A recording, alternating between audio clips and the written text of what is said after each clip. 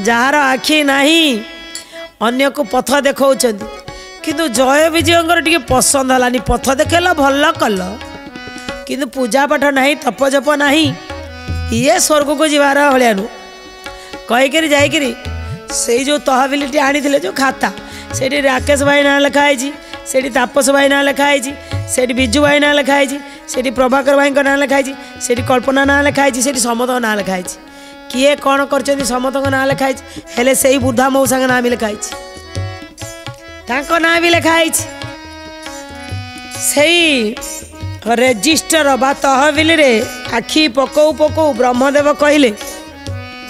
कौन अच्छा ये विश्वरेखा पाखे जो घंच जंगल पाखे बुढ़ा मौसा ये कौन लोक को पथ देखा आखि भी नहीं ए जय विजय कहले सेटा कहीं पढ़ुच इम्पोर्टाट कर सेटा कहला ए से बुढ़ा कथा कौन आपन टे डेकी पड़ूना देखिए आहरी केते बढ़िया बढ़िया कथा अच्छी आपन खाली सही कथा देखुं विधाता टिके अनेल कहले अच्छा तुम दी जनकर कथा हला जे यही जो वृद्धा मौसा तांको कथा जानिया पे चेष्टा करियानी कहले कहीं चेष्टा करवा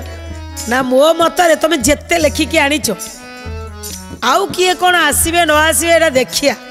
किंतु ये निश्चित आसवे कहीं भगवान विधाता कहउचंती अरे आउ किए आसंतु न आसंतु स्वर्ग को ये जो पथिक वृद्ध आखि न थिबा पथपदर्शक सी आसब स्वर्ग को तांकर स्वर्गर अधिकार अच्छी ये दी जन जाक जय विजय कहले कहीं कौन एमती विशेषत्व अच्छी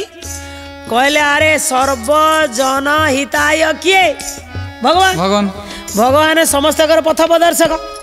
से जो अंधार जगार लोक मैंने पड़िकी मरी था किए केते खंडिया खबर आयता ईश्वर व्यवस्था को दर्शक बंधु केते बढ़िया कथा ईश्वर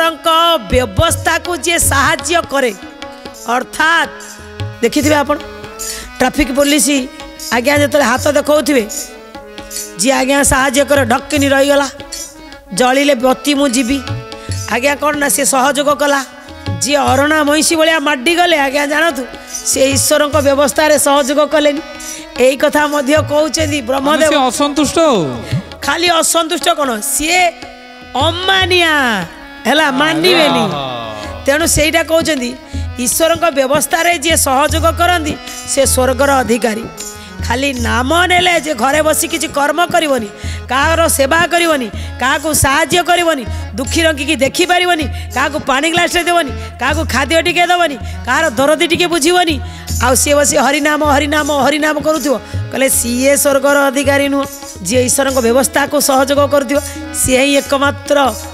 स्वर्गर अधिकारी तेणु ये लोकटा ना ऊपर रखिद ये स्वर्गर अधिकारी बुझीपार जय विजय कहले हाँ तुम्हें दी जन बुझीपार सत्य पथर सबू संभव निश्चित बहुत बढ़िया कथा आखि नथिले भी